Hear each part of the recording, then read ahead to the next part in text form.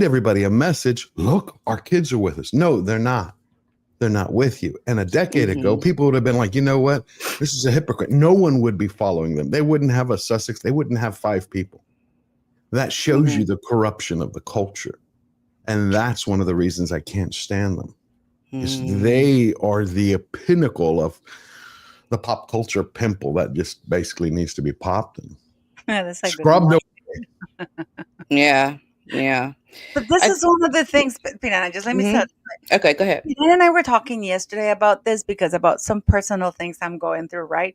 And then I was like, are these people never seen to get what's coming to them? You know, it seems like rather than being called out, they band together and they pretend nothing is wrong. And all these people band together. And it makes it sound like they want to throw their lie in your face, and they think that the lie in numbers is gonna make it true. It's bigger than your facts. Sorry about that. Go for it. Yeah, I think the problem that Meghan and Harry have is that there is a lot bigger voice of people that speak out against them that are for them. So we will see them, of course, try to get their supporters or to get themselves to post and make it look like everything is okay. But at the end of the day, these are people that are not doing good things. They're going against the grain of what people find acceptable. And they can pretend as much as they want and try to make it look like everything is good. But underneath it all, we have a history of not doing things the right way, going against the royal family in a way that is completely abhorrent to a lot of people because you've done horrible things to the queen. You've done horrible things to your ailing father. So, yeah, try to make it look like it's all good. You'll get a little bit of credit here and there for a little bit of time, but it's not sustainable. Nothing that they're doing is sustainable. I know I'd probably do what they're doing too if I were in their situation, but it's just not going to be a long-lasting thing that they're trying to make it look like. I really think they are going to face so many more problems later because this relationship cannot sustain all the backlash, all the problems, the financial, the career successes that they're trying to get, the being away from your family, your culture, your children are being raised without being around your family. Harry is losing out. And, you know, for all intents, I think personally, this man may have been on drugs. You know, he has his moments where he's probably feeling good, going to Beyonce, we're partying, we're having fun right now. But long term, the Pauloing of what's happening to this man, he will not last in this position of what he is going through in his life right now. It just won't happen. I don't believe it. I agree with you. I agree 100%. And I think their actions, like everyone's, they speak louder than words. I don't think they're having a good time. If you're having a good time, you don't go on every show and go, I'm having a great time. That Jamie Carlina, I am happier than ever. It's like we've all had bad days. Every human has a bad day. When I've had a bad day, you get family, friends, coworkers are like, George, yeah, you look like you're having a bad day. No, I'm not. I'm having the greatest day. They're like, look at your face, dude. It's like I can tell your smile. She can put on the whole act, but you can't turn around and say, I'm the happiest ever. I'm the most in love ever. This is my. These things feel false because no one speaks that way. Right. No one speaks that way. Absolutely. And I think when you're happy, you just are. Exactly. And if you're living the greatest life ever, just live your great life. You know, don't go on these shows and try to talk about how, you know, I think basically respond to what people are saying on social media because they read it. She definitely is looking at what people are saying and trying to go against that when she goes on these podcasts, when Harry goes and does an interview. If you don't listen to social media, if you are truly not in that world, and you're happy, you're not doing what they're doing. You're just living the greatest life ever. And you don't care what people are saying because, hey, life is good. But because life is not good, you have to go and try to convince people that life really is good. And you have to do clapbacks at people that are saying things about you by doing these interviews.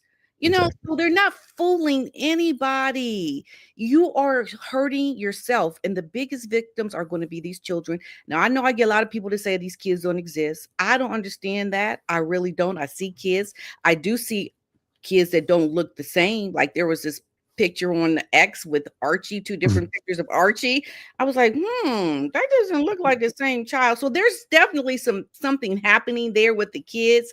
I can't pinpoint it. There's no evidence of it, but something is happening. But at the end of the day, this is a couple. It's a losing battle for them. I agree. Again, I agree. That's why I love you, ladies. I agree 100%. As far as the kids, what I see, regardless who's what, there are kids there. They're treated, and we've seen it. See, for people who aren't on social media, you nailed it there. They may not know these things. So they're responding to social media. They're responding to the news. But their responses in themselves are what give them away to normal viewers who don't pay attention to social media. Again, because no one goes, 6 years later, we're in our honeymoon period. What couple do you know is in their honeymoon period? You could have the love of your life. You go up, you go down, you go left, you go don't right. say that. Because it sounds phony. And then what have they done with the children? 5 years. We get nothing. It's like sightings of them. I mean, we saw Bigfoot sightings more than we saw them. And all of a sudden you get, and that's what they're treating them like. Meghan is treating it exactly like this is a teaser for an upcoming film. You get a shot of the back, you get a shot of the hand, you get a shot of the side of a face, you hear a little voice, and then you get a full back. And you're like, that's what you call a prop. That it's not a child, that's a prop. It's a prop. And I think the lizard brain, I think people instinctually, that's where they go, there's something wrong, but I can't put my finger on it. There's something here that feels wrong. How do you constantly tell people when they're in Nigeria, Colombia, Invictus Games in Canada, we love our children more than anything. Oh, I would have been here faster, but I had, do a school drop off. I had to get a hamburger. It's like, really? Then how come you never home? How come you had time to go to a concert last night to take pictures, which parents do? It's the contrast. You go to a concert, you post it everywhere. You go have your husband attack his family, attack a father battling cancer, a dying king. And you have time to go do an interview, but when it comes to your children, where is the actions? All we see are words. That's what I think sticks out. And again, I think if this was a decade ago, maybe two at most, they would have no one writing about them. Some, I'm talking about some magazines would do this, but they would have no supporters because of the fact that they are corrupt to the core, and people who accept them show exactly where their moral foundation is, that they have none. Because if you're going to support Meghan and Harry, you're going to say, well, I support a pair of hypocrites who cut a father out, who attack a queen who's dying, who attack a prince who's dying, who use them, who attack a king battling cancer, who use a princess who's you're like, what does that say about those people? Exactly. Or it says that they don't know anything that's happening. They are just blindly following Meghan and not really understanding the royal family and what has actually happened. They're just living their lives. And there's this girl Meghan. She reached out to me. Oh, she seems nice. I'll befriend her, but not really understanding what she has done. And I think that could be the case for some of these people, or they just don't care because it's the royal family. We have to. I mean, I don't know, George, how you see it with Americans and the royal family. There's not a lot of people that are just following the royal family or understand the monarchy. And I think that's what Meghan relies on. She relies on the people that don't really want to look over across the pond at what's actually happening to understand, what Meghan has done to the royal family.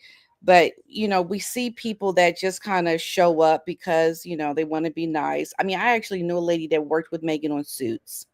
And she says how nice she was. She was so sweet, but she knows nothing about the royal family, what Meghan has done since she moved into the royal household and but she was nice to me. Well, yeah, she was nice to you, but I mean that's just not her character to be just what you're saying. Look at what she's done to other people.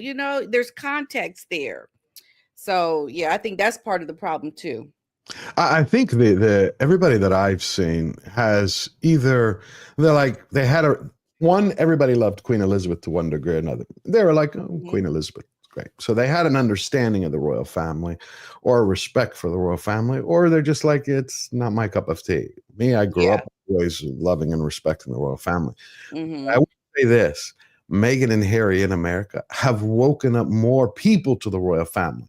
Now they're gonna go, we're Americans, we can respect them from afar, but they don't like what they've been saying because of the treatment. And I actually think, again, they're doing more damage because they wake people up and go, what is this constantly Meghan and Harry, Meghan and Harry, Meghan and Harry? And so people get curious, they go down that internet rabbit hole and then start discovering, well, wait a minute. She did this. He did this. I mean, how do you go when she did that Jamie Kern Lima interview? Correct me if I'm wrong. That was 24 hours before Prince William and Princess Catherine's wedding anniversary, wasn't it? Oh, Yeah. Yeah, it was 24 hours before. It's like everything is always scheduled to interfere, to attack directly or covertly. Exactly. And then you had Harry in that interview. How the royal family, it's like I agreed with Piers Morgan when he says, take their titles now. And I've been researching this. I've been working on a video about him. I'm not a lawyer, but I've been researching it and researching. I'm like, okay, so I finally went through everything. I'm like, HRH, the crown gave it, the crown can take it away like that.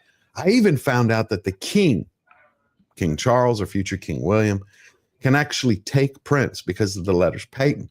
See, George V in 1917, in the letters patent of 1917, George V had declared that a monarch is the one to define who is prince or princess. And then the rules were rewritten again in 1971 letters patent, which basically said that only the eldest son of the Prince of Wales can be called prince. But then Queen Elizabeth II in 2012 rewrote those rules again to say all of Prince William's children can be called prince or princesses. So there are some legal scholars who say it's very simple. Letters patent, gave it, letters patent can take it away instantly. What can't be taken away so far without an act of parliament are the peerages and the line of succession, because Harry, that's the hardest one. You'd actually have to have every single parliament of the Commonwealth nations vote on, and they're never going to do that. But you can take away the HRH and the prince. You can send Meghan's Instagram bio into full-blown meltdown by lunch. And I think that's exactly what future King William is going to do. He's going to take Prince, he's going to take HRH, and he's going to be cool. Y'all are the Duke and Duchess of the dime store. Bye-bye. Also the king, actually the monarch, because I'll send you the links for that. The monarch, the peerages, the royal peerages are not the same as the aristocracy peerages. For example, Princess Diana's father was an earl, right? Or for example, the Duke of Westminster, the godfather to Prince George. He is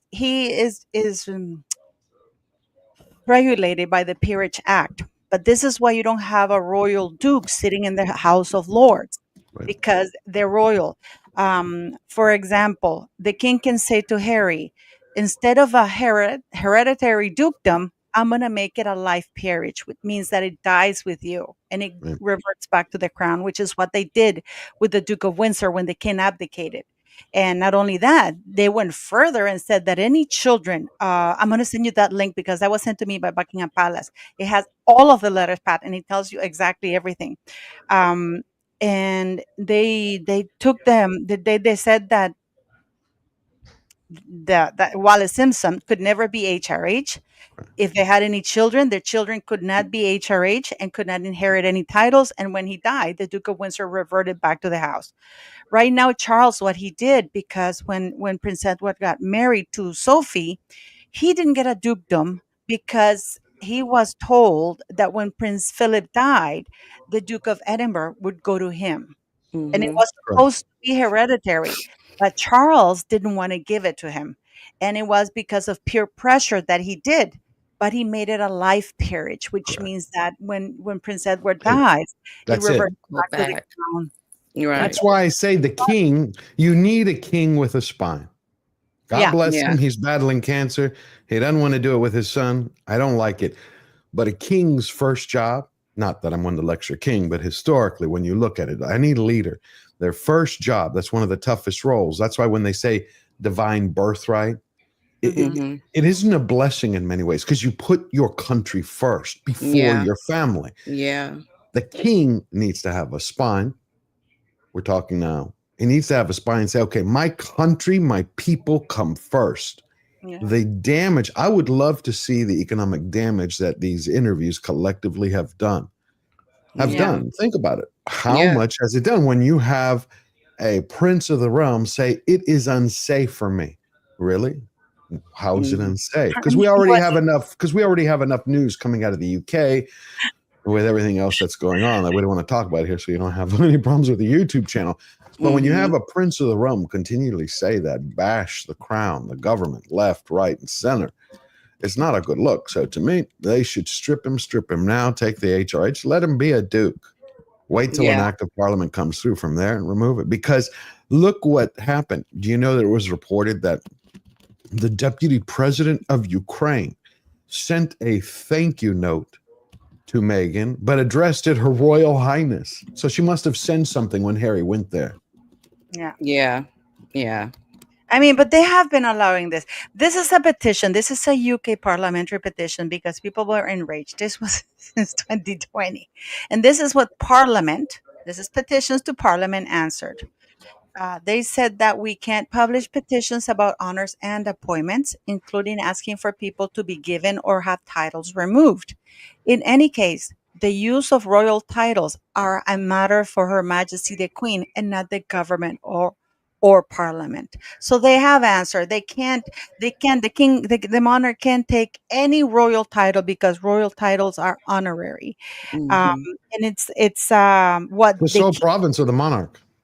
Yeah. So, for example, what the monarch can do, which is what the queen did, because you see, bills start in parliament two ways. MPs propose it, or the queen or the monarch requests something, right? In this case, Queen Elizabeth in 2012, she wanted to amend the Succession Act officially, because before it was gender over primogeniture, right? And Catholics were not allowed in the line of succession. So she requested, look how quickly it went. She requested it in December, right before Parliament broke to Christmas. By March, before Princess Charlotte was born, it had been approved. It had been approved. She requested it, and therefore Charlotte made history, and she was the first little princess that was born there. Like that after Louis, for example, if that hadn't been changed when Louis was born, then she would have moved down the pecking order kind of thing. But Right. but I thought, since we have a few people here, I just want to show the monologues from that we're talking about, because I really, we do have to go watch this, guys. So we're gonna listen to George's monologue here because it's Oh, okay.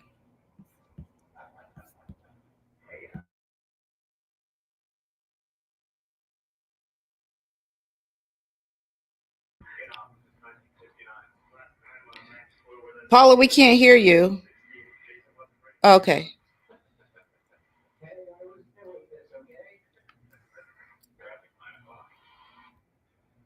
I'm so glad to be here with y'all today. It's been a while since we've gotten together. Yes. But what did you think of how Harry stated basically that, his father, the king, his brother, the prince, and Are trying to kill him? members are trying to kill him? I mean, know. It's like there's no, he crossed the Rubicon. Yes, he There's did. no coming back from. That's why There's I say no coming back. I think future okay. Here King we go, William. guys. I apologize for that. Here we go. Okay.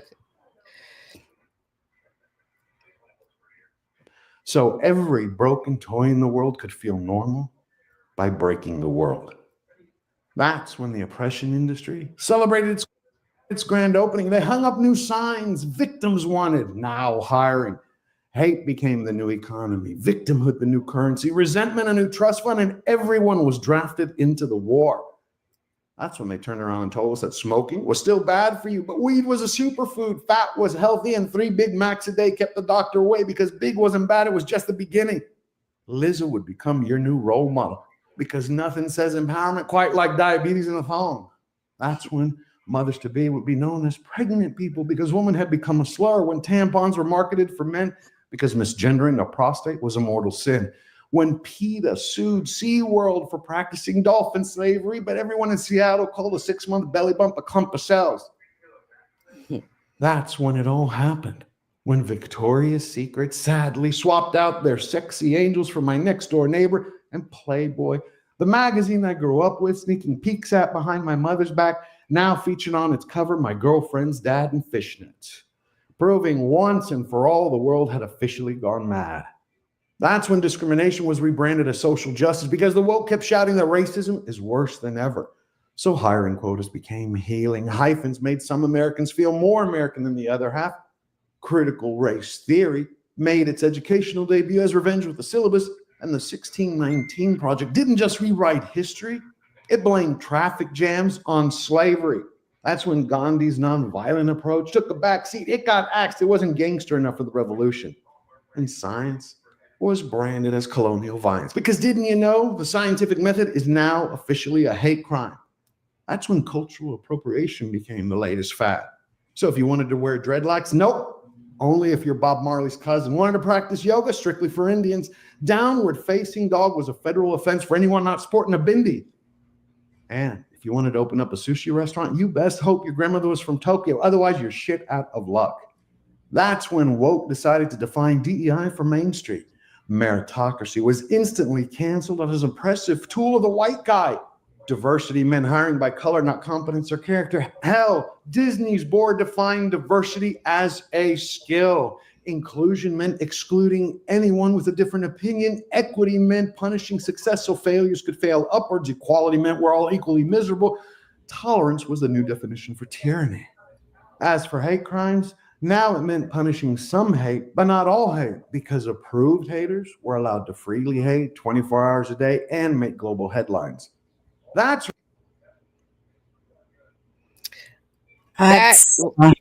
so true. Wow. How long did it? Wait a minute. She was telling me it took you 3 years. 3 years. Wow. Yeah, you have to watch it, guys. I mean, I was like, oh my God, it's amazing. It's amazing. And I we're gonna put the link for that for you guys to go watch it because it's unbelievable stars. I mean, but it's really what's happening. It's like people don't lie anymore. It's your truth. Oh, It's I know. rebranded. And I hate that. I've been working funny enough. There isn't actually a line about Harry and Meghan there. I think it's but I've been working on a new monologue. It's about the media, and it opens up. Well, I kind of give you a sneak peek. It opens up. Where is that? I got to tell you. 1 second. I had it the other day. Here it is. It goes. It's truth time. Not my truth, your truth, a soy sister's personal truth, not a drag queen nun's neutered truth, not a politician's rented truth, not the left's radical truth, certainly not the media's fake truth, and not some California lie that identifies the truth. Just the truth. Just the truth. Wow. And that's the problem. Yeah. So everybody has their, that's the Meghan way, right? Personal truth. You heard Harry say it in the interview. Yep, he did, didn't he? My truth. I got my truth out. In case something happens.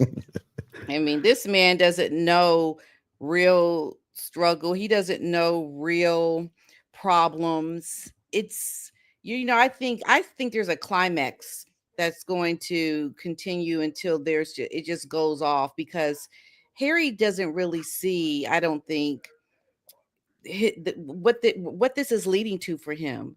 How can you think this is going to be good for you?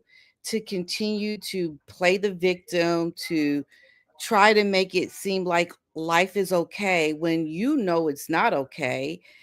It just feels like at some point, I believe Meghan is going to disregard Harry when I think maybe when William becomes king. I don't know. I just feel like something is going to come for Harry and it's not going to be good. No, I just feel that. I think it's even not only worse I think it's worse for the children. Think about it. Whatever they are, theirs, not theirs, they have kids there, right? Mm-hmm. they know the only way they're ever going to meet the British royal family is if they pay 20 quid and take the tour at Buckingham. Yeah. But think of how that makes them feel, though. Somebody to tell them if they haven't told them, because I think one of the now this is my opinion. That there's no fact to this. This is just my own speculation based on their actions. But there is a psychological pattern that divorced parents used to do called parent alienation. Yeah. Have one parent alienate the child from the other. Oh, your mom's bad, your dad's bad. They would do that back and forth, right? I can, and this is me speculating because I hate to do that, but I can see something like that happening. Yeah. In that family where they're like, your granddad's bad, your uncle, oh, horrible. Because kids ask questions. We don't see granddad. How come we don't see the other granddad? How come we don't see our uncle? So I would suspect in order to overcome those questions, either they have to lie their butts off one way, which is like, oh, we'll get there, we're busy, or they have to practice parent alienation just with their relatives. Yeah. That's what damage is horrible. It's yeah. It's not going to be great. It's not going to be a good thing. And I just think that, man, the time, like every day that goes by, like as these children grow up, you can't get that back. There's so much that you are missing out on, and just to see them at this Beyonce concert, and you just look at, like I always like to say, like the dead bodies. You just look at all the bad things that they've done. It's like you really don't have anything to try to smile about or pretend that life is good, because we all know for you right now in this moment, what's happening, especially with these children and your reputation in Hollywood, like it's not good. It's not going well for you. And the sooner they wake up to the reality of their circumstances and try to do better by that, they're just making it worse and worse every single day. Except she showed a picture of the cowboy hat. Yeah, she did. Archie and Lily. Yeah, Archie and Lily. It's like, come on. It's like you won't be with your kids, but you got their names right. It's always merching, isn't it? Hello, Manuela. Hi, everyone. Hello. Hello. Hi, everyone. Hello. Nice to meet you. Nice to meet you too. And the thing Big is that the rents. monologue, we're talking about people that are, it's like narcissism is celebrated. Lies are applauded. And it's frustrating. I see that now to a lesser degree. But for example, I saw this with Justin Baldoni, he was accused that they had this New York or whatever, I can't remember which newspaper put out that thing. The very next day, an award he had earned was taken away. And then he was dropped from the agency. He was mocked by the by Ari Emanuel. The entire press absolutely branded him horribly.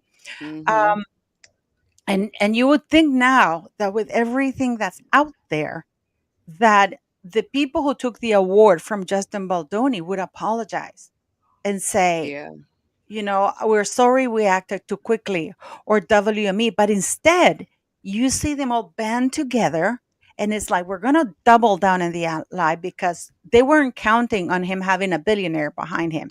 Nope. And I think that's what really ruined their day, that the guy is a billionaire. His backer is a billionaire who who probably, if he throws a $300 million bet, basically he bankrupts Ryan Reynolds. So, but it's this thing, it's not just Harry and Meghan. Harry and Meghan are just additional to everything that we're seeing. I mean, that's just my opinion. I mean, I'm seeing it now that rather than be embarrassed and apologize, they get angry and double down. Of course they do, because that's why I say they represent the pinnacle of the cultural rot. That's what they represent, because they have supporters. They should have no supporters based on their own actions. Right. Based on their own actions. Exactly. To support them is to transparently show that you lack fundamental morals, beliefs, traditions, common sense. You like liars. That's why even in the Baldoni case, why did they band together? Because that's the new way. We're not going to admit that we did something wrong that makes them look weak. So we're going to double down till we can destroy somebody. That is why YouTube, social media are replacing the media. That's why the media is dying, because people today want this right here: honesty, authenticity. That is the true currency of society today. They're living, Meghan and Harry are living in the 90s, early 2000s. They do not understand. It's the way she's been doing her campaign on Instagram. Right? She's showing her hand. Look at who we are. She's running a campaign based like 2005, 2008, maybe 2012. It doesn't exist. People, why did With Love Meghan flop? With Love Meghan flop because she didn't show who she was. People want to see you, the authentic you. They don't want to see whole, lifestyles of the rich and famous 1985 edition with, oh, look at me put pretzels in the. They want to be like, what are you doing? Like, how are you doing it? What's going on? That is so true. So true. Paula, I'm sorry. Do you want to introduce the new ones here? Jennifer, she's been with me before. She's Hi. Hi. Hello. How's everybody? She's a YouTuber. How are you? She's amazing. She's and she speaks she talks about beauty. She does also you're into makeup and stuff like that, but you also talk about Meghan Markle and social culture. Not just Meghan Markle, but about everything that's going on. But she's a makeup artist. You study makeup artistry too. But I just thought it'd be very interesting because now that we have George here, I wanted to give him as much exposure to all of our channels, because I love the woke monologue, guys, because it is very brave to say what you say, there.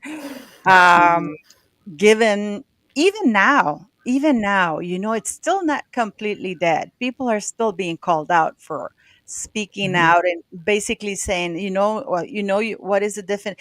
I was reading that it was like a big deal that the Supreme Court of the United Kingdom ruled what a woman is. 2025, with all science, we still needed the Supreme Court to say, okay, a woman born with a womb is a woman.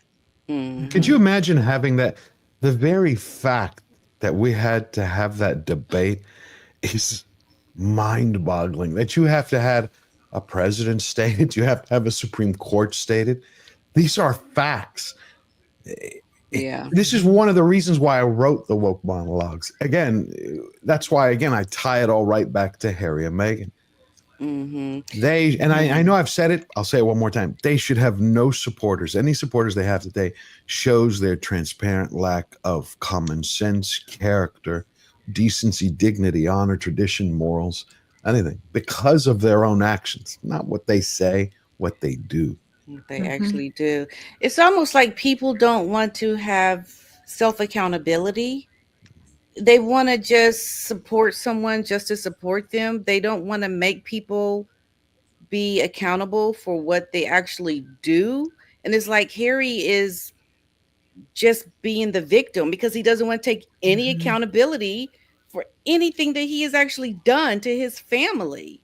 Of course. I don't understand what is happening with our culture, with people, that you support someone that doesn't want to take responsibility. You have to make people accountable for their actions. It's the denigration of our society, I think, when you just support somebody because you want him to have his truth. I don't get it. It's just crazy. Well, it is, but think it's the same way with the parents who go, oh, my 1-year-old let me know mentally that he's the opposite sex of what he's like. Wait a minute. Yeah. If that parent one day admits the truth, that they'd help wreck that child. If Harry admits the truth, that he is responsible for a weak human being, that's a crushing blow. Right. It takes a certain strength of character to go, you know what? I'm human. I screwed up, made the wrong choices. Here's what I did wrong. But that takes character. It does. And that's, I guess, why you don't hear them say it. I mean, I guess Meghan said some things like she made mistakes when she did her little podcast or whatever, but she's just a little in passing. She says things as a clapback to people, but I mean, you just don't. The trench warfare. She's really sorry. Oh, excuse me. I didn't mean to interrupt. The trench warfare line is what got me. To me, that was the worst thing I ever heard. It's like, think about her mindset right there. Trench. the war when she was like the first 6 months dating Harry, how she changed the story. Remember her interview 6 years ago with Harry when she was latching onto him, the hand in the claw. She's like, oh, the 6 months of privacy we had has been like amazing, a paradise.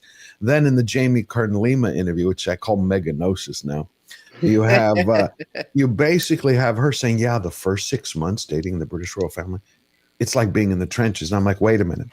During VE week, you or Harry not only tipped your hat, made a comment, but you're saying that your life jumping around from castles to cottages in haute couture was equivalent to men bloodied and dying in the muddy trenches of World War I. And she's like, yeah.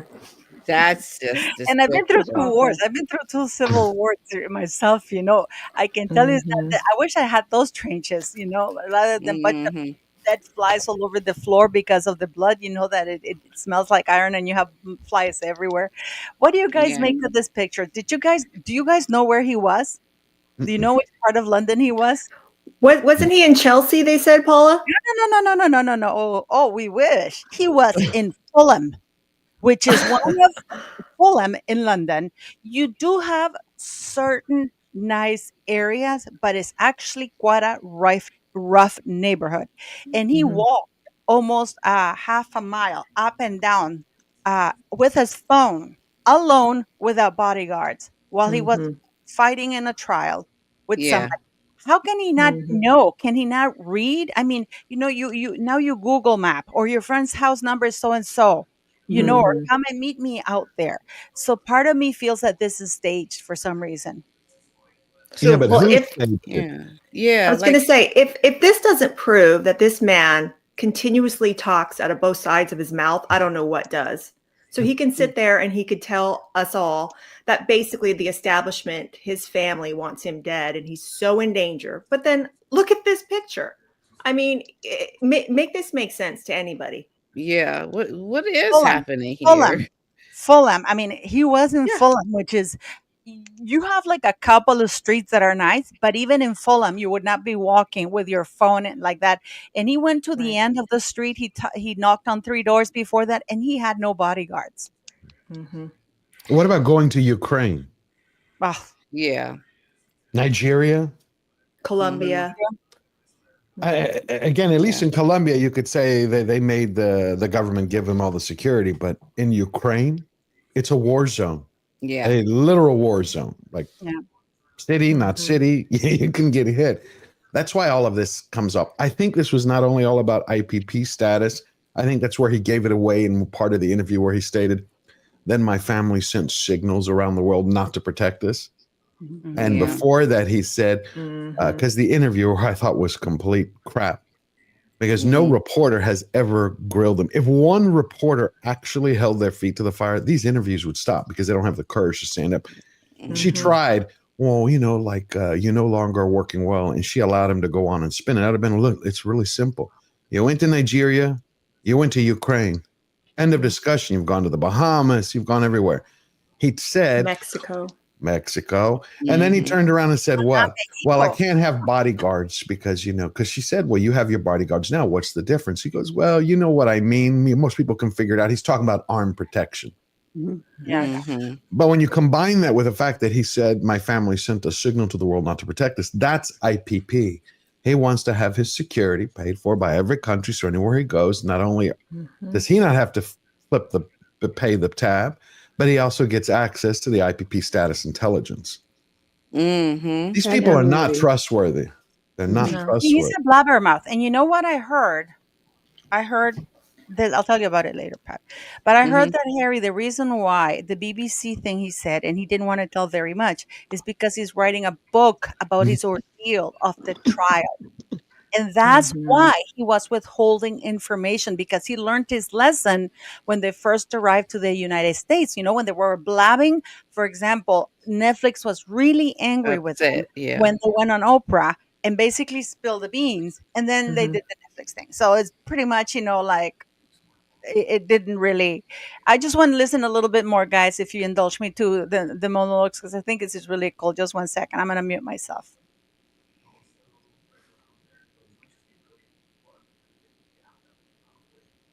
country that beat the British Empire, stomped the Nazis, crushed the commies, landed a man on the moon before we ever questioned what a woman was, created the internet, gave the world rock, rap, hip hop, and jazz, gave women the right to vote, legalized gay marriage, and believe and live and let live. That is how that country was hijacked by people who cry in HR meetings. And have you ever questioned any of it? Congratulations. You're a bigot. A life sentence with no appeal and no parole. Unfortunately, that was the most dangerous time that came next, when woke wanted to stress test the system by throwing fuel on a fire that wasn't burning. They wanted to see how much people would actually take. So they started by telling the world that rights were peaceful, that cities in flames were just barbecues in the summer of love, that lootings were reparations, that criminals were the real victims, that stealing was even legal in some states. Just keep it under $950 a pop. It didn't matter if it meant millions lost, if stores moved away, if jobs disappeared, if neighborhoods vanished and turned into ghost towns. That was their vision for the world. Welcome to Woketopia, a place where the police are defunded and banned, where 10 cities stretch for miles and junkies drop deuces between hipster coffee shops selling $25 kale smoothies, all while pickleball influencers live stream tournaments of them playing with their lonely balls. That was the vision they had for the world. And then they turned around and told me that my speech was violence, that free speech was hate speech, but hate speech from the historically hated was the greatest speech of all. That sticks and stones may break my bones, but free speech kills everyone not approved to speak by the speech police.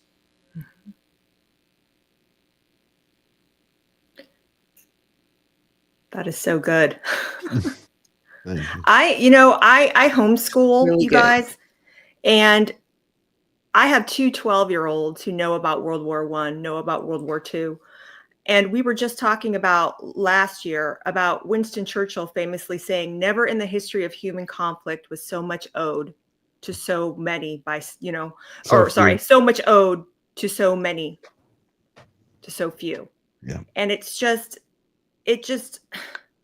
like George was saying before I came on, I was listening, victimhood is the ultimate currency. And that's exactly the type of currency that Meghan and her husband specialize in. And think about it. If he drops this victimhood narrative at this point in the game, what does he have really? He doesn't really have anything. The only thing that made them a hot commodity was the fact that they could trash their families ad nauseum, which they did for 6 hours on Netflix, right? Mm-hmm. So it's so disgusting. And Paula, you said that right before you showed that clip. I was just thinking about this when I was going on, and I was thinking, we need to really watch this man, Harry, because I really think that that's going to be his new thing, whether it's going to be a book, whether it's going to be a documentary. He's going to partner with somebody. It might not be Netflix, it might be the BBC. That's going to be the whole thing. He is going to attach himself more and more in just a really disgusting manner to this whole my mother was hunted and killed narrative. Yes. And before it was they want my wife dead because she's a half black woman. That's why we have to escape. So before it was her. Now he's marrying that together and he's including himself now. So now he's raised the stakes and it's gotten even more diabolical in his mind and more horrible and rotten. They want us both killed. Yes. He didn't say in so many words, but that man, we all know what he meant, what he was alluding to, Right. And this is the thing, I think, because he did do the BBC interview and we saw that right after he knew he lost his security, it was a clapback that I'm not happy, that I didn't get what I want. And now I'm going to do this interview and I'm going to be very boisterous about talking more in the future. And I believe what you just said would be the motive for him to continue speaking out and having this narrative and giving himself a reason why he needs to keep speaking out, because it's a clapback to not getting what he wants. He is a child who is throwing a tantrum, and he's wanting the whole world to hear it. Right. And it's all these grievances and all these slights all down the line here. And when Paula and y'all were talking earlier about those letters patent, when the Queen did that in 2012, even though Harry wasn't married at the time, and even though we didn't have children at the time in 2012, I really do think that that was the first thing that kind of set in motion, like, William's children are the chosen and mine will not be. You know what I mean? It was almost like a cascade. That's what that Meghan was began. complaining about in Oprah. She just Mhm. so stupid. She couldn't voice it. She called it the George the Sixth Convention. Is actually the letters patent, because she was angry that the Queen had made an exception with the Yes. 2012 letters patent, that she said that even though the 1917 said that only the first son of the firstborn of the son The of Wales, eldest the Prince of Wales, Mhm. could hold the title. So you actually, if she had followed the 1917, we would be calling Charlotte Lady Charlotte and Lord Yes. Louis rather than that. So Meghan wanted Mhm. the Queen to have said, if she made an exception for them, why can't she? Because you're a skank. That's why. And she knew, and she knew. You know, the Queen, our Yeah. Queen was not stupid. I mean, she could smell a skank a mile away. The Queen knew. This is But the I thing. always agree with Padina when she says that. You always say, and it's true, she counts on the average American not knowing or caring enough to find out these simple things that people like us know, because we follow this nonsense all the time, you know? But that's why they've also stayed out of politics. You notice this time around under this administration, they've, except for Harry a couple of times, they've kept their mouth shut, because in a second they can be known to all of America if they make a crack in the wrong way. So I think they're trying to play their cards safe, but they really aren't. Again, it's Meghan wears so many masks, and now Harry has unmasked himself completely to everyone. I don't think there's, what was her one question? The interviewer, the reporter, I don't even call her a reporter. The interviewer said, "Are you let down by your country? Are you hurt by your country?" And I'm like, have you seen the polls?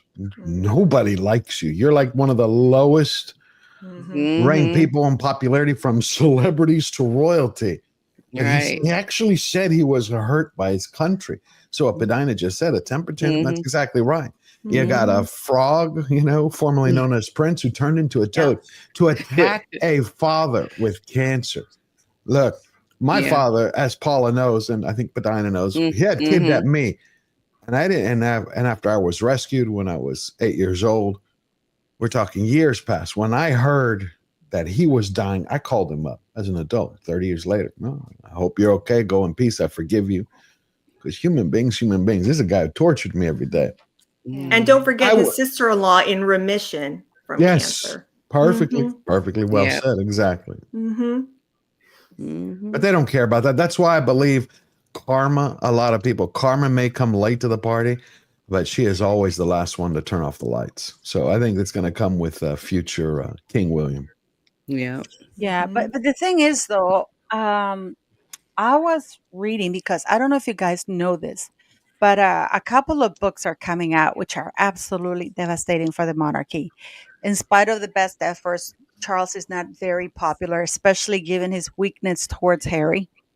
You know, I remember, Pat. Do you remember? I don't know if you did it, George. I did, but I remember they removed Harry and Meghan from the website for like about half an hour. I know I was like, finally, I went live, and I was like, I was celebrating, and not only me, like a bunch of us did it. Like he didn't get any backlash, and then they put it back later. That's because they complained. It was Harry. Whoa, what are you doing? That's the thing, because this is the difference between Charles and the Queen. He wants to be popular, and the Queen much rather do what was right than what was popular. Because if you do what's right, in spite of being unpopular, eventually it'll become popular. Right. If you do what's good, if you said it perfectly, if you do what's good, if you try to please everyone, you end up pissing everybody off. But if you do what's right, eventually people will see them and go, okay, this person is character, that they have honor, they have dignity, they know who they are. I think more and more mainstream people, especially in the US, have to start speaking out about this fool, because if the average American knew that this man, all he has to do is call them up and say, "I'm coming. These are the dates." He will be provided security, and it will be determined on a case-by-case basis. But he's not offering up that information, is he? He's making it seem like he's hung out to dry, and they all just don't care about him or the safety of his wife and children.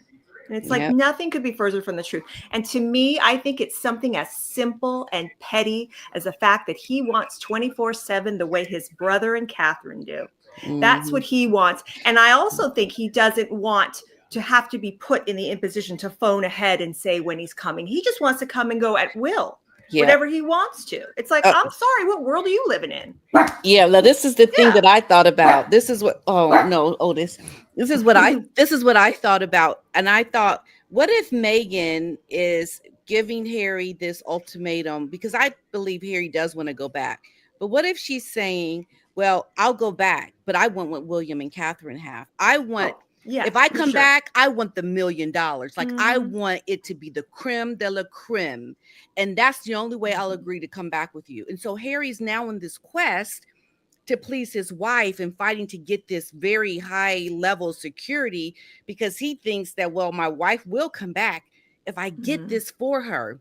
And Meghan knows he won't get it. So she's playing into the fact that she'll go back on the, with him thinking, if he can do this, then I'll do it, knowing she really doesn't want to go. And Harry's fighting to get something that he knows that, he'll never really get, but he thinks Meghan will go and be with him in the UK with this very, good security or whatever. Yeah. But don't forget though, these woke bullies, they're the biggest cowards. I personally don't believe that she would ever set foot because she knows how much she's despised. She knows he won't get the security as well. Right. It's like she's playing it. She's gaslighting him, making him think that, and Harry's the fool fighting for something that he knows he'll never get, thinking that Meghan will come with him, giving him this little glimmer of hope. Maybe, we can go back to the UK, but it will never happen.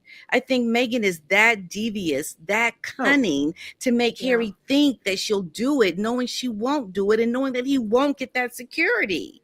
It's like the mind games, Harry thinking that, my love, I know you would come back with me in a heartbeat to the UK. I know you will, Harry is just so misguided. This is a man that does not see the kind of woman that he has married for who she really is. I mean, I know this kind of girl. She is playing this man and he is falling for it.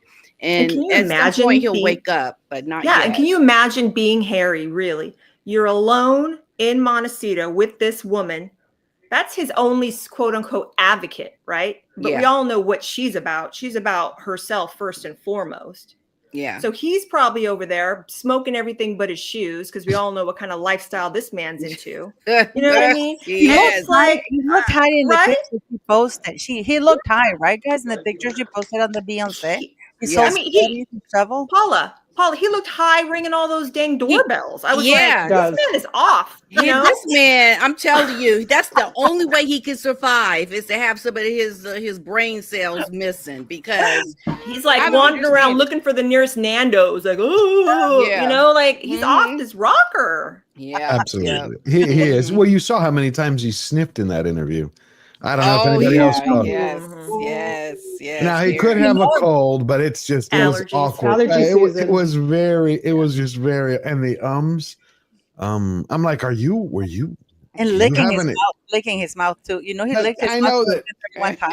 It's trite, but I'll set the trite stuff aside. It's still everything he said. There's, I really expected more than a statement from the palace of, the courts have decided on this. I thought it would be something different. After nothing was done after this, that's when I keep saying that it's going to be King William.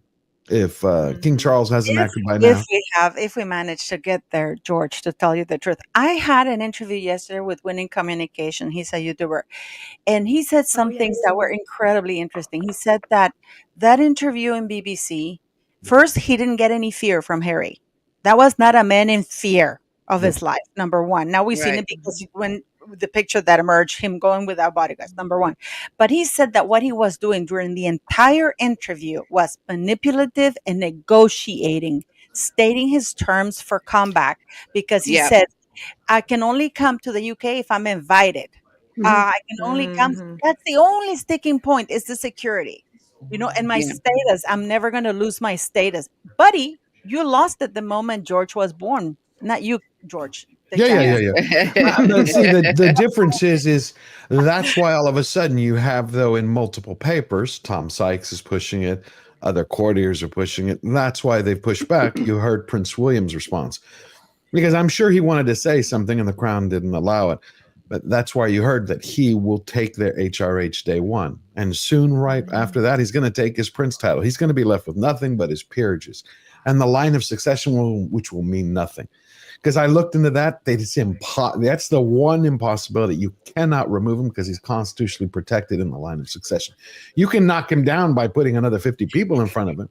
No, but you can do that. But Mhm. what you could do is amend the line of succession, and the monarch can request that only children born in the United Kingdom and Yep. residing in the United Kingdom Right. can be included in the line of succession. Because the Queen, when she requested that they change from gender to primogeniture, Mhm. everything got altered. And also by including Catholics, which meant that the children of Right. the Prince of Kent were now included in the line of succession. So an amendment to the Succession Act, and if the monarch requests that, which you know that Sweden has that. In Sweden, Right, but he's not born going in to. King Sweden Charles. live in Sweden. Yeah, King Charles will never do that. That's going to all have to fall on On the William. Prince William. William show. It's going to. There's no way. He But hasn't that acted.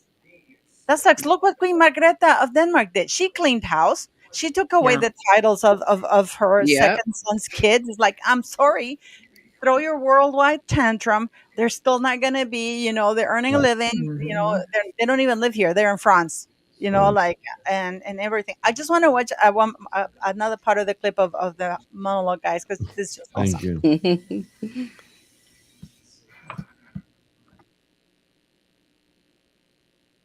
Martina Navratilova showcased a grand slam with her explosive online backhand. And suddenly, Elon Musk popped back up on the scene. He bought Twitter, canceled censorship, caught a heavy rocket ship with chopsticks, and told Disney to go fuck itself. But the entire time, there was one man always standing by our side. He stood between us and them, and his name was Trump. And he put the fear of God in everyone. Never forget universal rules for life. Rule number 2, extreme control is always a reaction to extreme fear. And the woke were so afraid that they doubled down and wrote a new commandment in their kale chips. And just like everyone, just like we had the burning bush and Moses with the 10 commandments, the woke had their edition, Harry. So from every hairy armpitted girl, there came the unholy word. Patriotism was a plague. America was evil. Freedom was old-fashioned. The Second Amendment meant that guns were for government and criminals only, and sometimes those were the same things. Drugs were illegal, but you could get free needles and a pipe from your local mayor. Teachers said that they could raise kids better than their parents could. Public education guaranteed, they said, the golden path to life. Of course, public education always needs more money and meat for the gladiator ring. School choice was declared as the devil's work. Even though these people never believed in the beast, they still worshiped Alinsky's Lucifer. And that's when they came out of the closet and they told us that natural aging with its gray hair was sick. But Botoxing your vaginal box and bleaching your bum was the absolute bomb. That's when the cult of woke became impatient and launched their war on 5 fronts. That's funny. It's good. That's good. Yeah. Very good. I mean, it takes a lot of Hits all balls. the spots. George, the ballsy giant slayer. I must say, guys, you gotta go watch that because, and this is what you see, and that's why I follow George, and that's why we all love you. Thank You you. know, it is amazing because we have people, and I was saying this that I'm always surprised. For example, when people like Amber Heard, let me give you an example. When she lost against Johnny Yeah. Depp, right? They still gave her immediately an interview. And she was still having access to the platform in spite of the fact that, this woman is a bad actress. I got to tell you, people kept saying she's a good actress. Nah, you couldn't convince me on the stage on the stand. Sorry. You were not able to convince me on the stand, and that your life was depending on it. And like looking at the things, and it's like, but people still Mhm. gave her a platform. You know that the women's movement held a rally and they even had Angelina Jolie go with her? Oh wow. And she just endorsed Blake Lively, by the way, which is not a good thing. And now Blake Lively is buddies with Meghan Markle because they were both at the 100 gala. Bad, big mistake. Big mistake. See, they don't realize what's going on. That's why. That shows you they want paying attention to the stories, the facts. Two, they have somebody who's a bad publicist and PR for them. Not telling them like, yeah, you don't want to connect yourself with her. Someone like Beyonce, because taking pictures with him, doing all that, having him at her concert. She's so much bigger than them that the flack rolls off. She's like, if anybody ever questions her, she's like, yeah, it's friends of mine. Okay, next. But with everything she's going through, big mistake. The thing is, what is Harry going to do next? Again, that book. He's writing a book about his experience, about his, and apparently it's going to be called The Quest. Or they're floating 3 titles, but I think one of them is The Quest for Security and Love. And there's another one that's called The Fight to Return Home Safely, something like that, because he has a 3-book deal with Penguin. He does. Yeah. He does. So he has to do something. So we know he's going to be putting out a book. That's interesting, though. Yeah. I mean, he was threatening that book before, but I think now he really thinks all bets are off. He's entitled to write it now because he's the perpetual victim. Yep. Right. Yep. Yeah. Absolutely. Plus, she's going to write a book. I think she hinted to that. Sure. Yeah, for sure. Yeah, but she wants to write a book when she divorces Harry. Now, talking about body language, and we're talking about the body language people. Remember that we were talking about this. There's this guy that's in the behavior panel, and he did this just this very short clip, guys. It's very, very interesting because I thought that here he's in the body language. Remember, he's one of the body language guys, but he has his own channel, right? So he's talking a little bit about Meghan Markle when she's asked about whether she's gonna be married to Harry forever, right? Listen to what he says. Listen. About the interviews, and I've never seen her do that before. But I think she knows exactly what's when that started. Also, we see eye blocking when she says we're having our 7th wedding anniversary soon. It'll be our 7-year wedding anniversary soon. So an eye blocking suggests that's information you don't want to hear or you don't want to give. There's an issue in here somewhere. Your trust is such a sacred thing. Anybody's trust is a sacred thing. So why did you say yes to doing this show? Because it's you. Oh yeah, and I got a bridge to sell you. Trust you. Because my career's over. But because This is interesting because when she says, "Of course I trust you," it sounds like she's asking a question. She's got that uptalk going on. Of course I trust you. When you're asking like that, that's always a little bit questionable if you don't talk like that all the time. Now, the Jamie Kern Lima, she does uptalk all the time. Almost everything she says is uptalk, but not Meghan. She could be mirroring her, matching her. You do mirroring, matching and mirroring. When you like someone, you hang out with them, you start talking like them, you start acting like them, you may sit like them, and you may literally mirror their movements during your conversations. But we're also seeing that open-handed thing with a shoulder shrug. That's a little questionable as well. I'm sure she trusts her, but only to a point, because she comes on like she's known her forever. But as the interview goes on, she talks about how she doesn't know her that well, and they haven't known each other that long. It's like everybody else. If I can interject here, it's like when you saw with Love Meghan. What was the first thing she did with Nacho's wife? How tall you are? Oh yeah.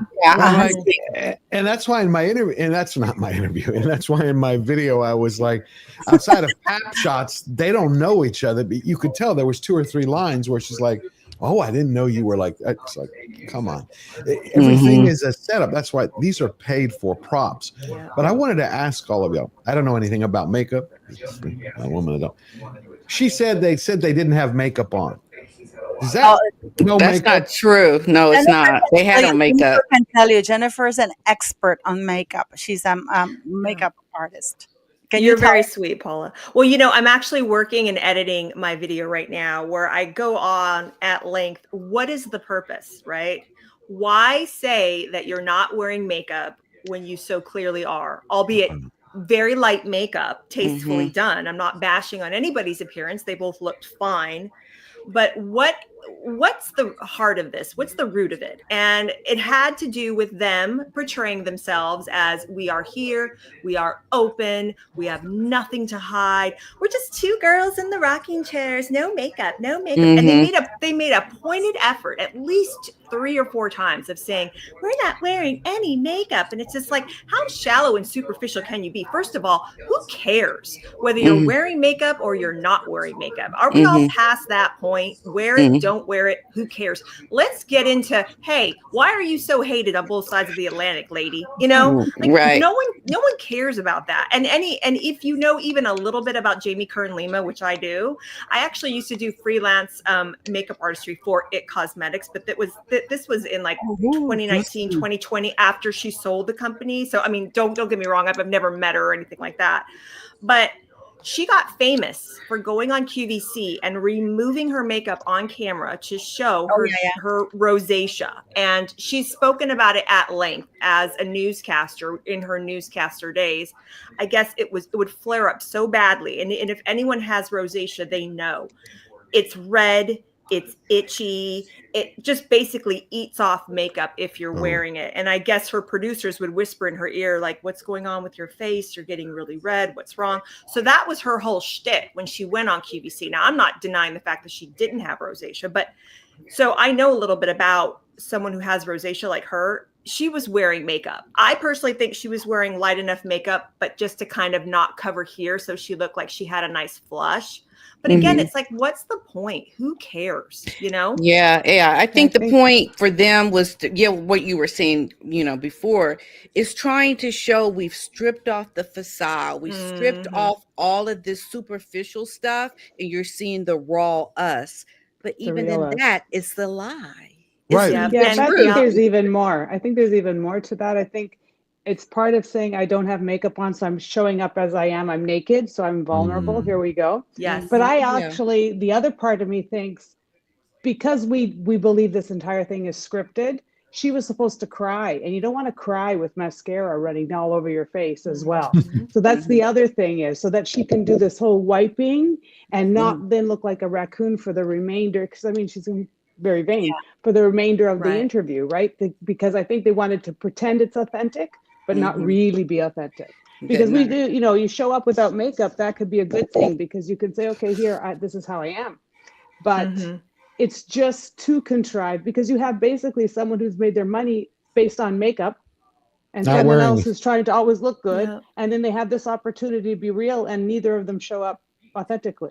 Exactly. I want to ask you something, George, because in the monologues you said that when Elon Musk bought Twitter, that I had been suspended from Twitter because I asked, and doesn't anybody find it weird that only Meghan is showing up with her mom, her black mom?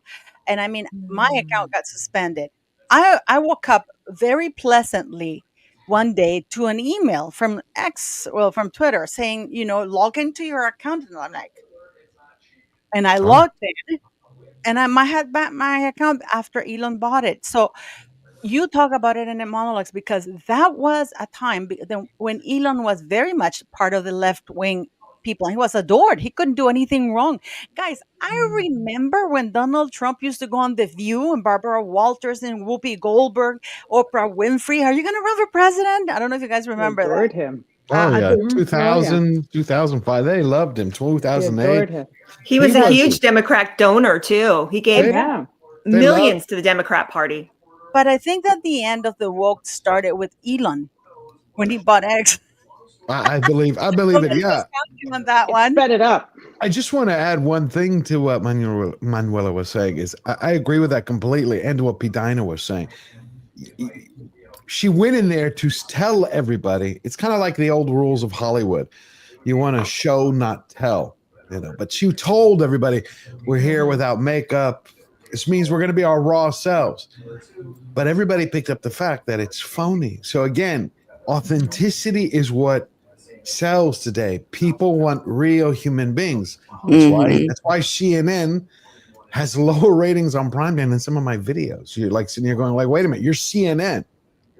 Yeah. It's not like my videos are doing millions. It's showing you that media is dying because of the fraud, because they're phony. And Meghan, that's why I go back to, she's playing that same game.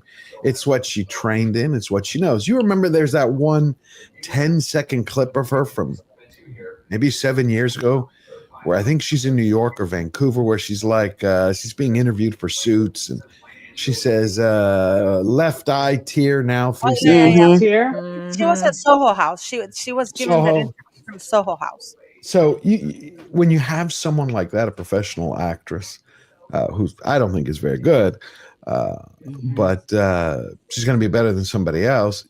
The whole thing where she's like, "Oh, I'm going to kind of cry." I was like, "Really?" When you start to cry, your nose starts running. You know, your sinuses start running.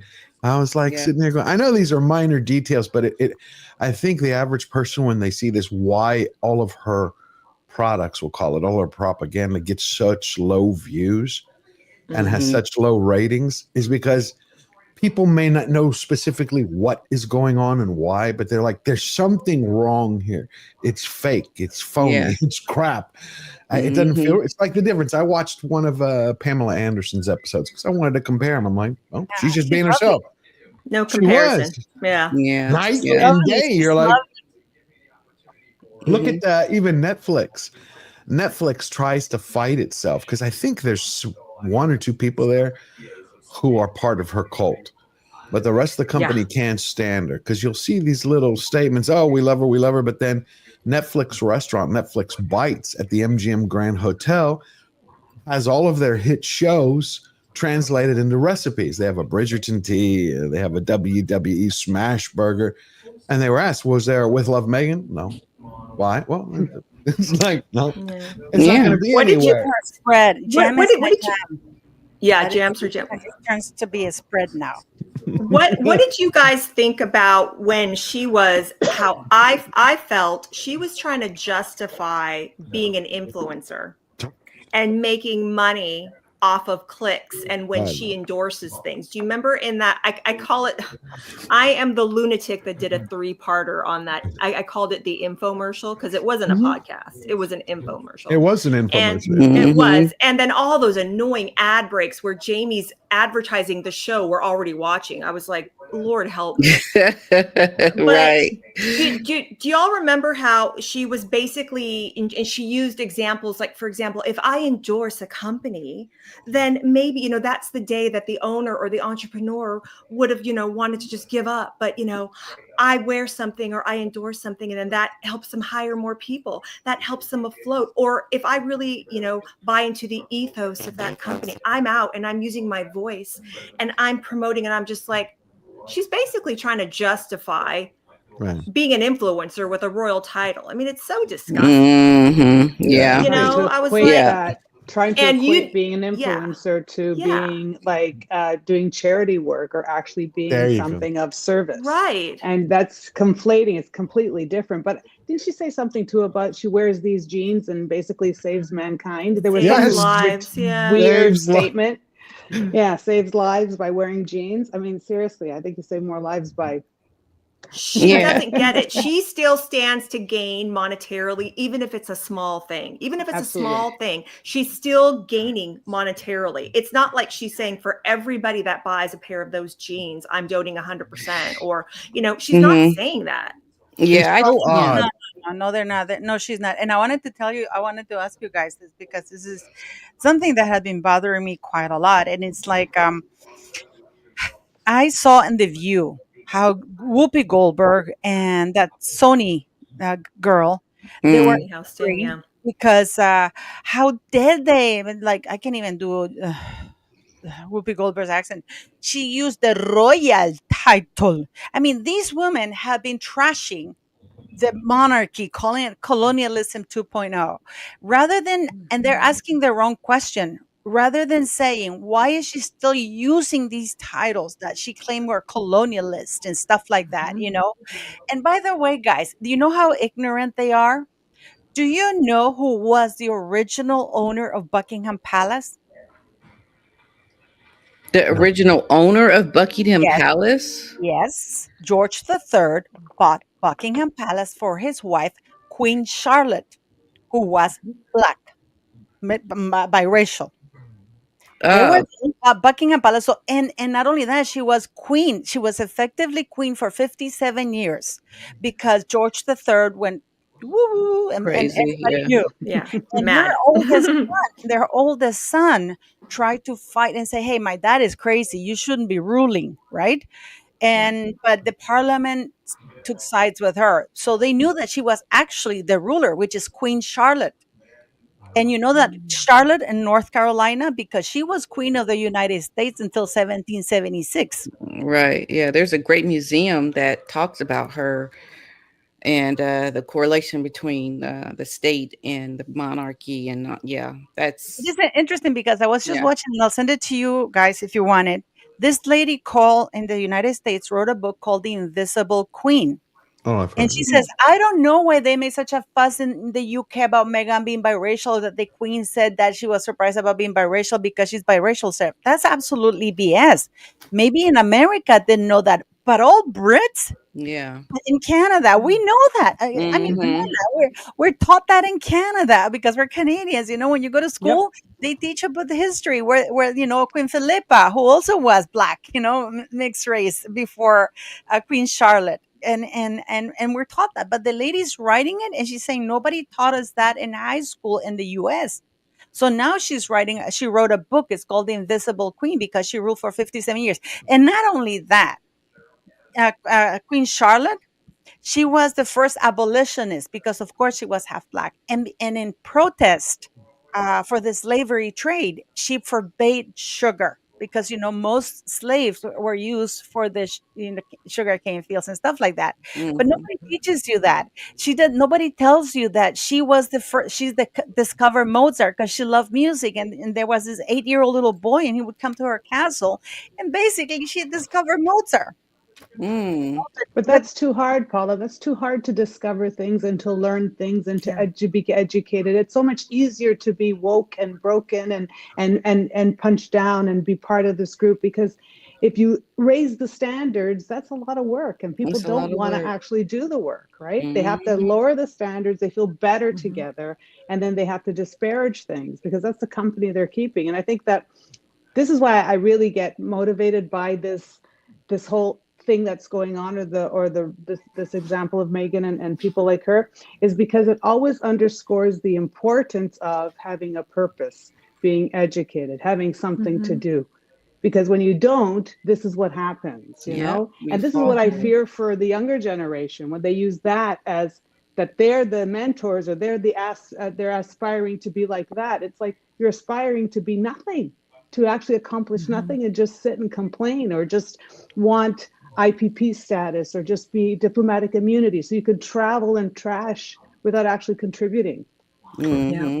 Yep. Mhm. So true. but Mm. it's something that we have to, and I think that now people, I hate to say this, but people our generation, because I'm 56, and it's for me, and I was talking to Pat today because we talk all the time. Oh, we're gonna show one last clip of George because you have to go watch it. But I was saying to Pat with my grandpa, it's like, I dislocated my knee. Go learn how to ride a horse. So I was like 5 or 6, and they had to hop me on the horse, and it's like, okay, what do I do? Just don't fall off, Hmm. I remember hanging on to dear life for dear life to that horse, and then my ass was sore because then you learn, okay, I have to hop up, and it's like, and your knee gets dislocated. They call the local lady, and she puts it back on. She has these big strong arms, and they put a thing in and just walk it off. But Yeah. now the generation, it's like, oh my God, Harry and Meghan calling themselves victims. And That's just. something that I want to talk to you because this applies to you, George, because we know your experience that you went through as a child, right? Hmm. And what I was talking to in communication yesterday said that Harry and Meghan have a tendency that if you don't agree with them, it's always a life or death situation. If you don't Mhm. like the social thing, somebody will die. If I don't Mhm. get my way, somebody will die. It's like you Mhm. didn't give me this security. It's a life of death of this situation for me. You know Yeah. what I mean? It's always taking it to extremes. Hmm. But Like, that's what con men do, though. They exaggerate the variables. It's look at Yes. the organization they set up for the one for families who have lost children to social media bullying or social media.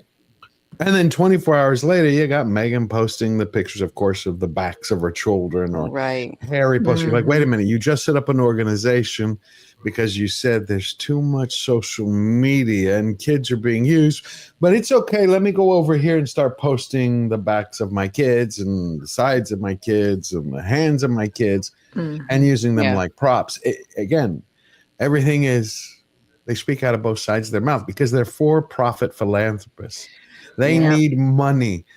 Money is what they need. I think that's the other reason Harry wants the government to pay for his security, because I don't care how much money you have. If you take the basic example that's been laid out from Deadline to the Hollywood Reporter to Vanity Fair to Daily Mail to InStyle, and the cut over the last 2 years of what their basic yearly budget is for mortgages and insurance, and having a minimum of 20 staff to run their property, you're like, I don't care how much money you got, that is not limitless because you're not bringing in the same amount.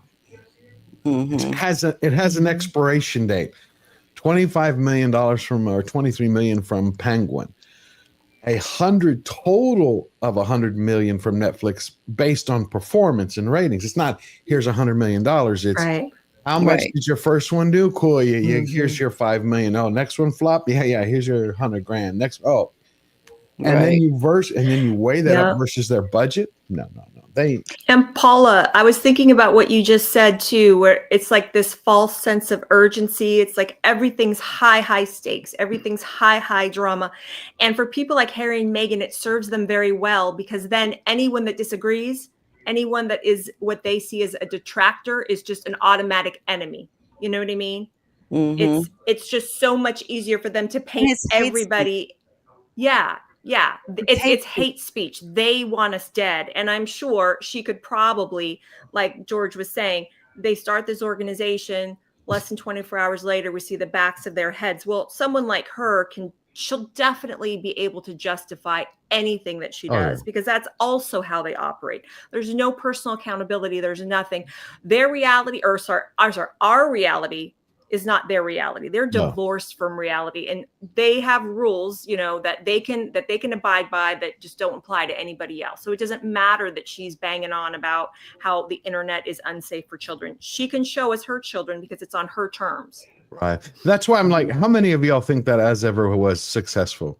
Just curious, because because it's like, where is the follow-up? You said, oh, it sold out so fast in under an hour. And I'm like, okay. Yeah, but you don't talk about how much you were selling. Correct. But shouldn't you be restocked? Yeah, by now, if you're wanting to make money, wouldn't you? It's been almost a month. Yeah. I mean, if you were serious about building your SKUs, you know how she's always talking about her tranche of SKUs, SKUs. She's real big on the bit. She wants us to think she's really in the thick of this business, right? She's with her SKUs and her packaging. And well, why isn't anything replenished on the website? To me, that doesn't instill confidence as a customer. I'm thinking like, do I want to place an order? Am I going to see anything? Probably not. And wouldn't she want to be making money and getting the items back up for sale if she's really trying to sell them? It doesn't make sense. Because I don't think it exists. I'm in manufacturing. And weren't she supposed to? Wasn't Netflix supposed to be selling that shit anyways? They are. Maybe. It's supposed to start in. It's supposed to start in September in two malls, the Mall of America and the Galleria in Dallas. But here's the problem. That is going to be a bad Netflix decision for one reason. Discovery Channel used to have 120 stores across the country. They shut down. No one goes. That's like, no one buys that. You don't go to the store and go, I would like to have the Squid Game suicide drink. Like, I want that Meghan Markle Ziploc pretzel bag, like literally. Right. I mean, you just look at what people did for the jam with the king. Like when she started talking about jam, the king's jam sold out. I mean, Harry has such a horrible life. He should bottle hemlock. Harry's hemlock. Take it when you hate your life. I mean, it's like, come on. Yeah. You know that Manuela lives close by Jordan Peterson. I don't know if you know that, George. No, I love He's her Jordan Peterson. neighbor. Oh wow. Like, Yeah. we need to get George monologues distributed to a lot of people. And I'm going to start today with somebody because I've forgotten I had that connection. I completely forgot about it. And then, but now we're going to use it because, guys, we're going to listen to another clip. So because this is just beautiful. Sorry.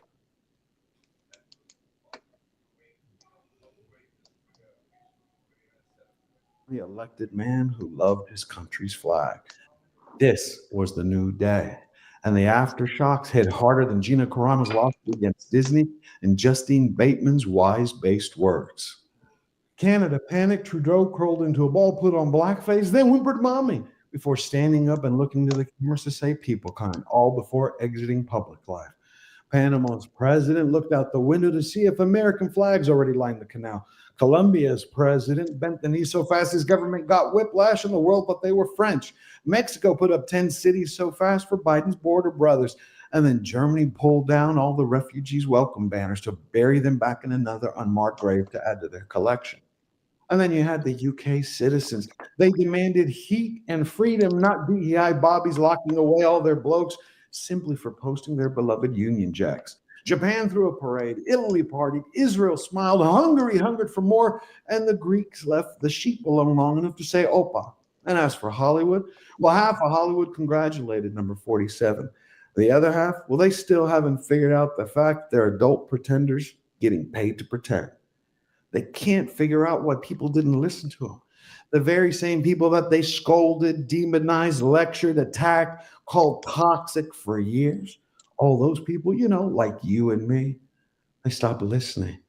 They started doing their own thing. They started speaking the truth to power. Then suddenly, like an ex waking up from a 6-year gaslighting relationship, the world finally saw what a freak show it had become.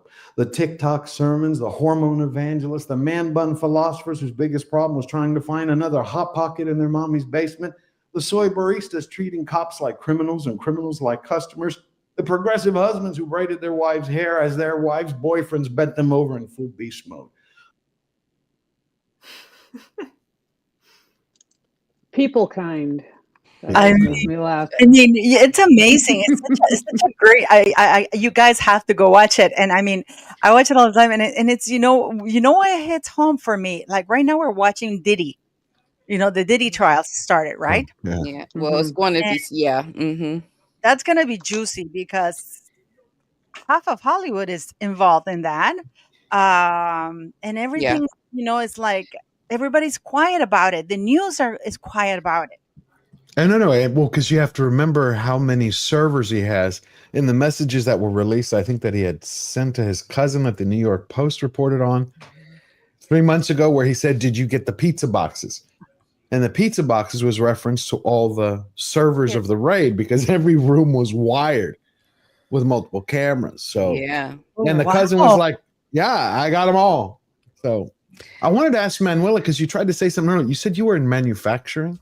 Or you had manufacturing? I'm in manufacturing, and that was and when you were talking about the jams and her as ever was successful. I'm in manufacturing, and I know we make skincare, we do private label, I do innovation, right? And a lot of times I have people that come to me that they want to create something, right? And so when they do that, we always say, okay, when you sell out or when this happens, you have a plan.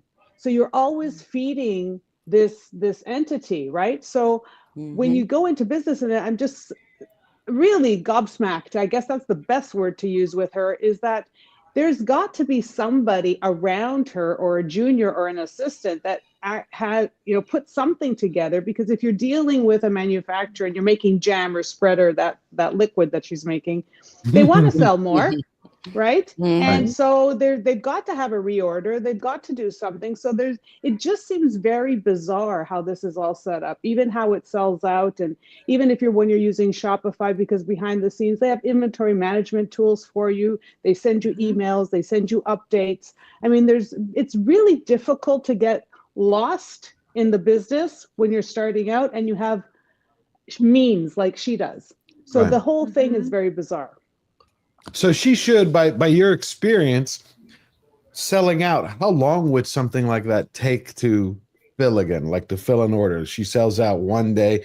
Is it a month? Is it 3 months? Is it maximum it's a month, because think about it. Her packaging's already selected, her labels are selected, they have the recipe. I mean, they're the ingredients are simple. It's not like you're like sometimes we have to go to France or Asia or something to get a specific ingredient, a specific technology. There's zero technology in what she makes.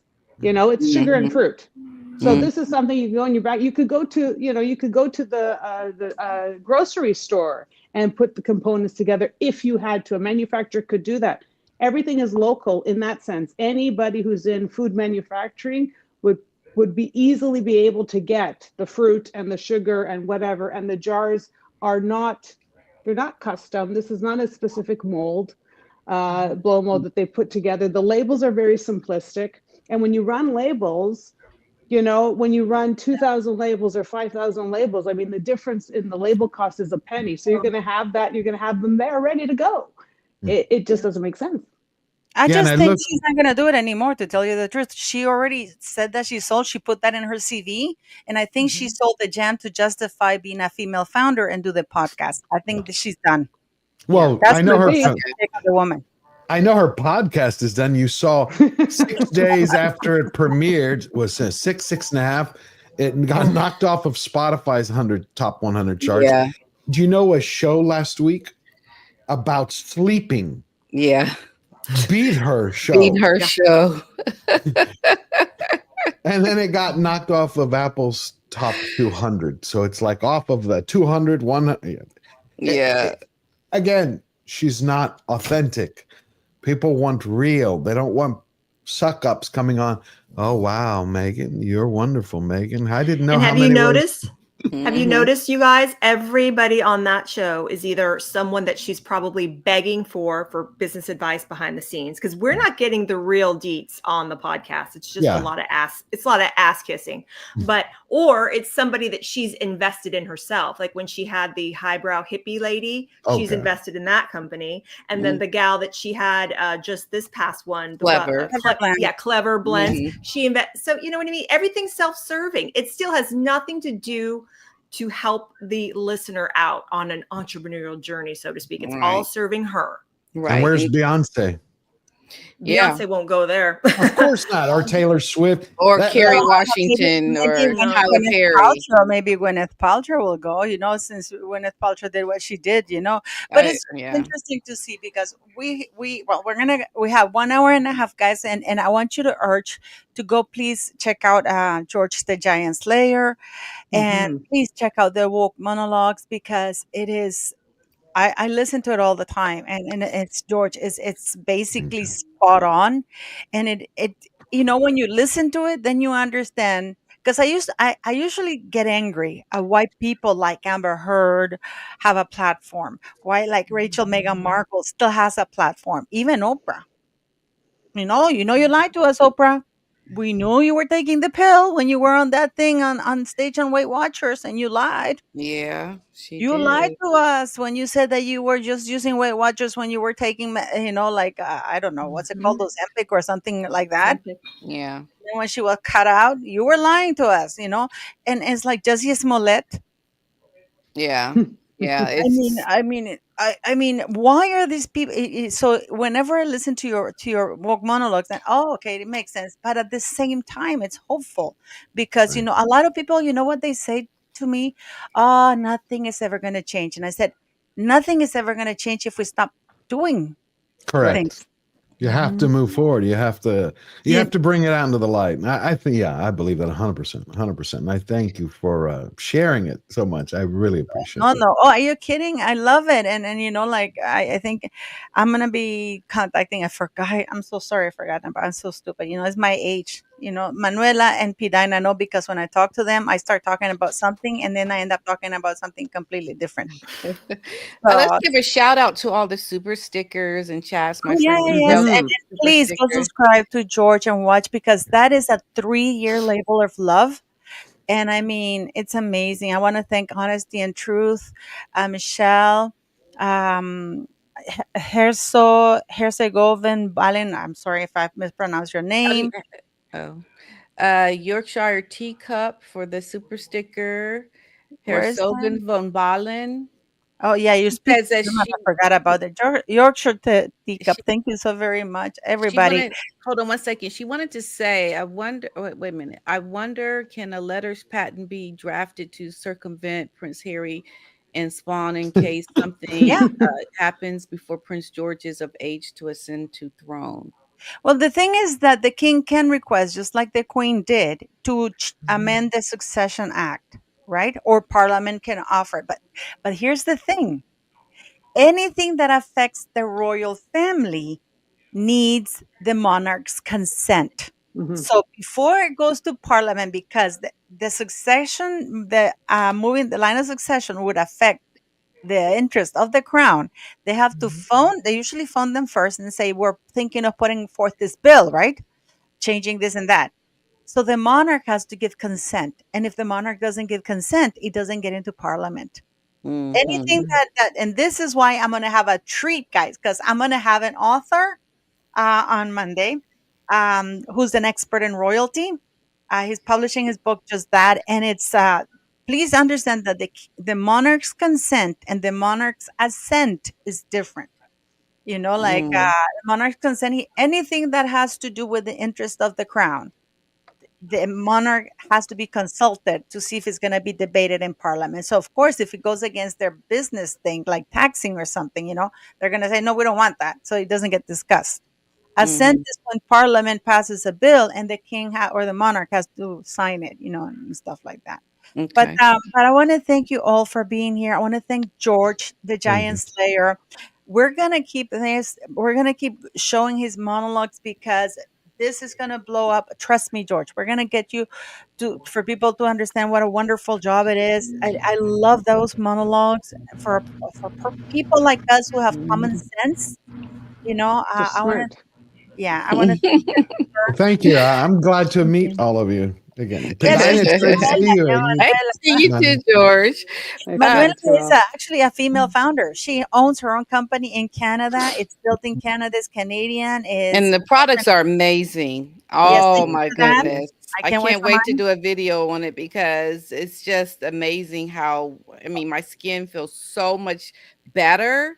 I feel like it's being nourished, and the different creams that I have. I mean, I seriously, I've never ever had anything like these products. See, that's I because, work for university educated and in the laboratory for the last 30 years. It doesn't just happen all of a Right. sudden by Yeah. accident, right? It's Yeah. just, Yeah. it's Yeah. hard work and sticking to the truth, which was science, which actually was mathematics. Yes. And that's it, and just keeping at it. So I really appreciate it. Thank you very much. You're the I'm type of glad. person that needs to go on Megan's podcast, Manuela. Yeah, Like, you're the You want type. me to be Markled? well, no. She's scared of people like you because you actually know what you're talking about. You're not full of what. Yeah. And Right. her She company wants- is in Canada. Her company is in Canada. It's got It is ISO kind of, and we're 9000. vertically integrated, Oh, wow. Good. We That's do everything. We still that do is- the innovation, the packaging, everything, because I didn't know what I was doing and I couldn't trust outside, sources. Like we started with, 2 nickels. Like we were like it was like a blender and an idea. And that's how we Wow. stuck with it. Wow. And I this is love why that. I believe you can make something out of nothing. And then yet these people have everything and they're turning Everything. it into nothing. And Nothing. they're actually Right. turning it into negative. Yes. Yes. I think you yes. put that brilliantly. That's exactly right. I mean, you took something from the ground up and you built it, and they're taking something that's been built over 1,000 years, hand it to them, and then flushing it down the drain. Exactly. It's very odd. It's that whole my truth thing, personal truth thing. It's like, could you imagine? Have y'all actually seen it? I refuse to put any of it in a video, but I was Right. watching the videos of how some of the people were using the jam. It's like water. Yeah, it looked Yeah. very liquidy. Oh my Yeah. God, George. Did you see actually one of the fans that she tried it and she's like, Yeah, I saw that video. and she goes like, Well, what about the woman who's suing very her now? sweet. She goes, and she's trying to say something really, you can see that she's trying really hard to say something. It's Yes. really runny, but she said that it was runny, And and I would. sour or sour, salty or something. It wasn't even the right sensation. It was like runny and something. What about the Epsom salt, the one who's suing for 10 million? Oh my God. Oh, but did Yeah. you see the answer of the lawyer? I did. I saw. It looks typical lawyer. We're not liable for anything. Here's the Yeah. interesting thing about Yeah. that. Are they though? I don't know. I did a little video on it on TikTok and on the thing because we're talking about it, because this whole thing about her bath salt and so they basically replied that if you're diabetic, like you should know your skin and therefore not use the Epsom salt. The Epsom salt does not cause the burn. The burn is the essential oil. Gotcha. And so it's again trying to make you deceive you and trying to make you look at something else. And the reason why the oil is burning is because there was no emulsifier and dilution with the oils. So those oils, see, oil will sit like oil and water, like when you make salad dressing, you put vinegar and olive oil together. Yeah. You notice that they stay separated, right? Yes. You can shake it, but at a minute later, they're still separated. So now imagine you go into a bathtub and you've got oil on top, water on the bottom. You're going through this hot oil because essential oils can be a little bit more, let's say, spicy. I'm going to use that as the word when you're in the tub. So they're interacting directly with your skin. But if you took that same formula, added an emulsifier, which blends the oil and the water together, like when you put a mustard in your salad dressing and shake it, all of a sudden it's all uniform.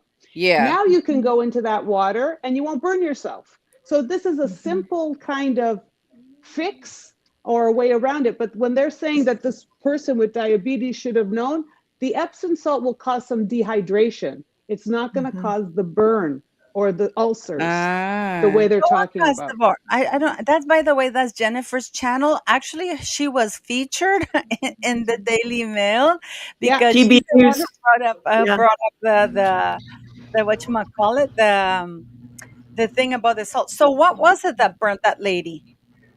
It's the oils on top. The essential oils. It's the essential oils.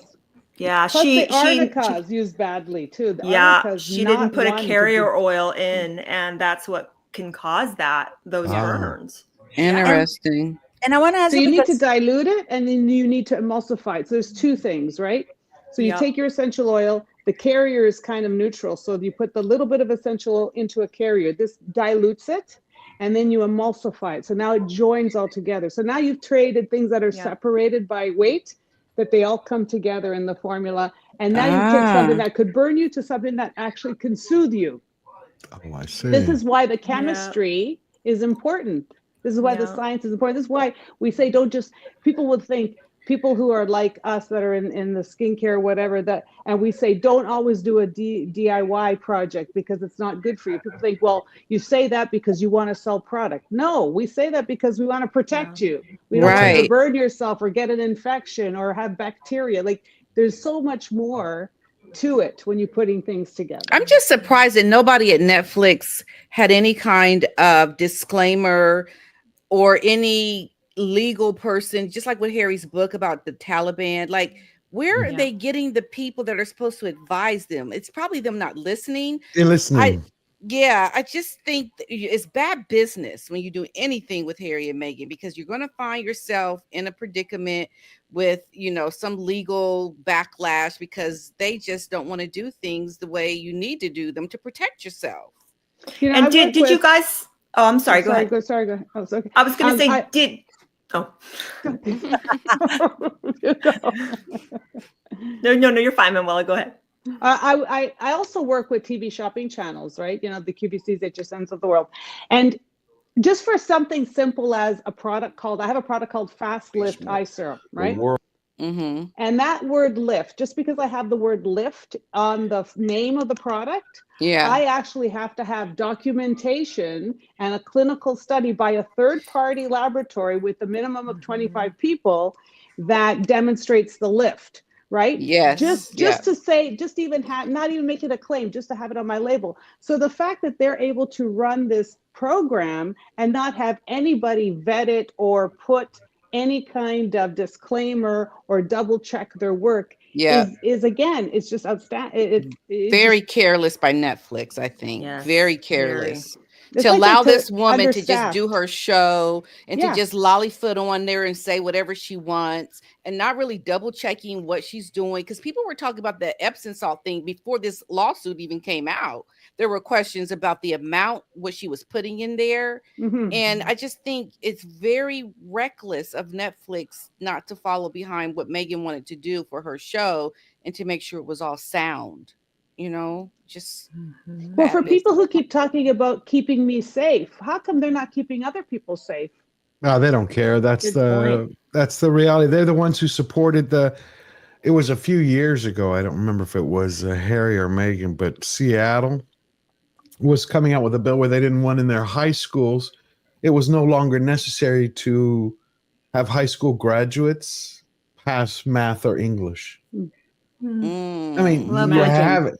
Can you imagine that? You do Can you not know imagine? how to add and subtract or read, but you can Yeah. still graduate. Yeah. What does She that has do a to the double major, workforce? doesn't What she? does that do Kristen? to the future? Yeah, it turns around and makes serfs, basically. Yeah, sheep who will have to do what they're told because they won't be able to eat otherwise. Yeah, right. But That's doesn't she have a double major? who Hmm. Megan Meghan, was doesn't she have a not. double major in international relations? Although that doesn't exist at Northwestern University, it's actually international studies and theater. Right, but remember, it was popular in Hollywood, and she was trying to break into. That's the whole thing. She wants that Hollywood crowd, Yeah. that red carpet cult, that everything that they push. It's insane. It's insane. Some of the things that are going on. Well, we want to thank everybody who joined us today. Please go subscribe to P Dinah if you're watching from my channel. Go subscribe to I will leave the links for everybody. But most of all, I want to thank George for coming. You are such a Thank legend. you. I am so honored that you're No, here. y'all are incredible. I'm glad you had me. I'd love to do it again. Yeah, y'all are amazing. You're so But before we go, I'm sorry, before we go, we have to finish these super stickers. We have Yeah. to give There's your more? shout outs. Yeah, there's well, I want to thank my friend Michelle. She says that he should go to Afghanistan. Okay, I think that's a good one, Michelle. But he said he did do tours of Afghanistan.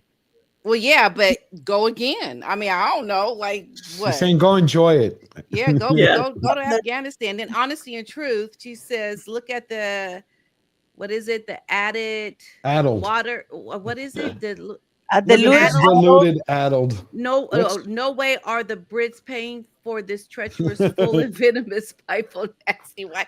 Get on your Thanks. knees, and for those that got paid the ultimate sacrifice 80 years ago and beyond, that's exactly right. Honesty and Yeah. truth. Yes, That's such a yes, yes. disservice to veterans. Yeah. The people who actually risk their lives and people who know me, you guys know that I'm a hardcore, for me, a veteran, a soldier, somebody who's risking their lives. To me, that's untouchable.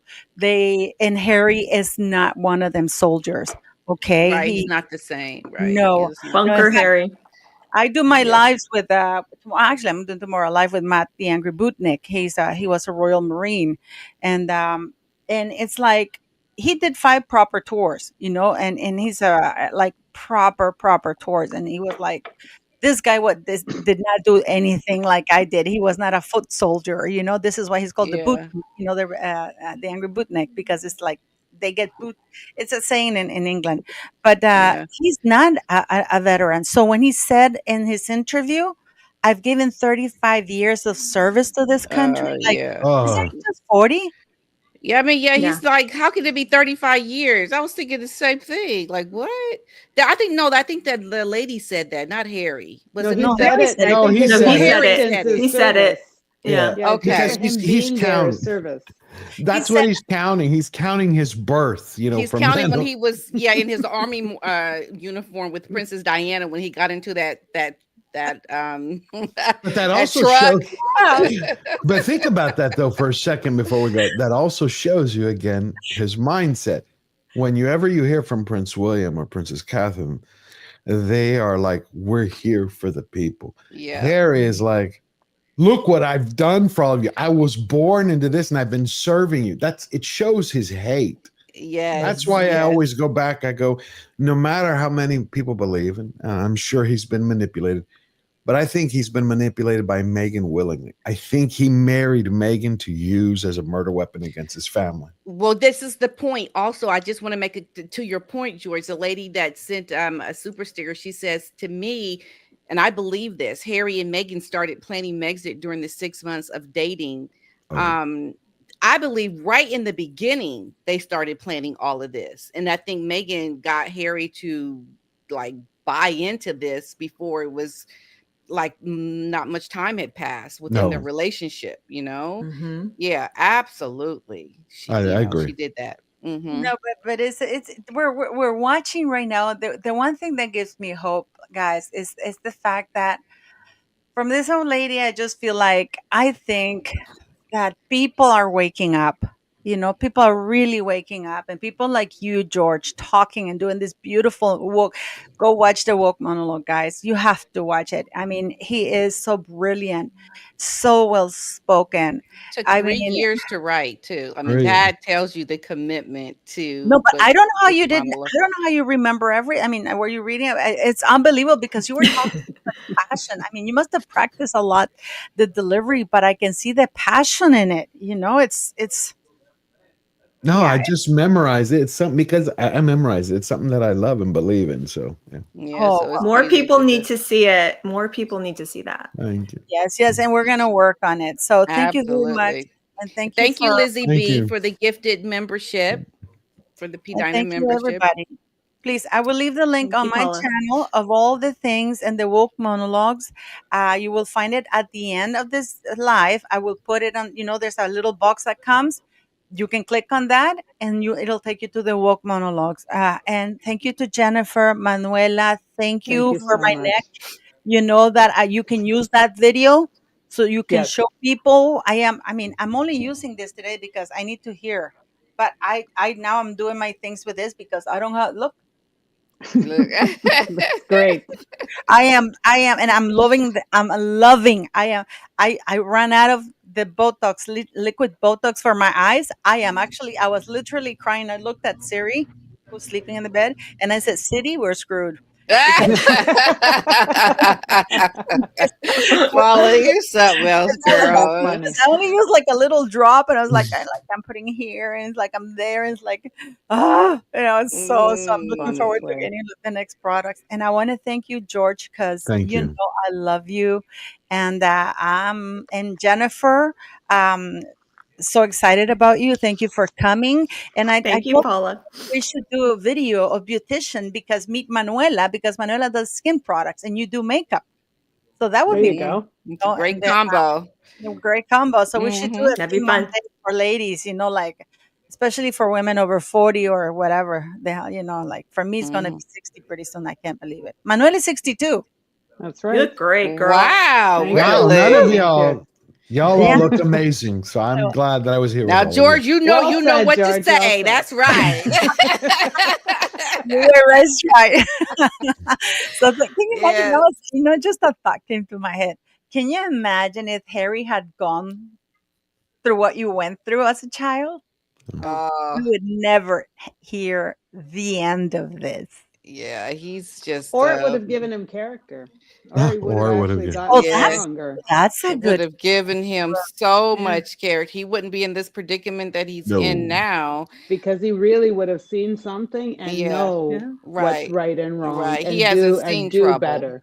Yeah. Well, Yeah. think about what happened to Princess Anne. You don't see her giving interviews on the BBC about how traumatized she is and how When it, she, right? Yeah, right. When No. she Give it a got at break. gunpoint, yeah. I mean, No, I I used to think make my fun of it. favorite line from that, right, was when he had her at gunpoint and said, Yeah. "You're coming with me," and she said, "Not bloody No. likely." Right. No, there's another one in Parkinson when she said, we were fighting and he ripped my dress, and she goes, and that was his most dangerous moment. Yeah. Right. But that's where, again, she has character. Look, Yes. she even carries her own suitcases. You remember when every time the Megans come back, what do you see? The entourage carrying. You're like, Princess Anne carries her own. You can't carry your own. Like, again. Right. Oh It's my just God. so bad. Thank It you, won't guys. end well for This them. is so lovely. I love that today, and I love having George surrounded by all these women. Thank That's you so beautiful. very much for coming. Thank you so very much. And Okay. I'm going to leave all the details for all of you guys. And please let's go show some love and watch the woke monologues. And we're all going to put it on our channels, the woke monologues. Yes, Everybody yes. can spread them.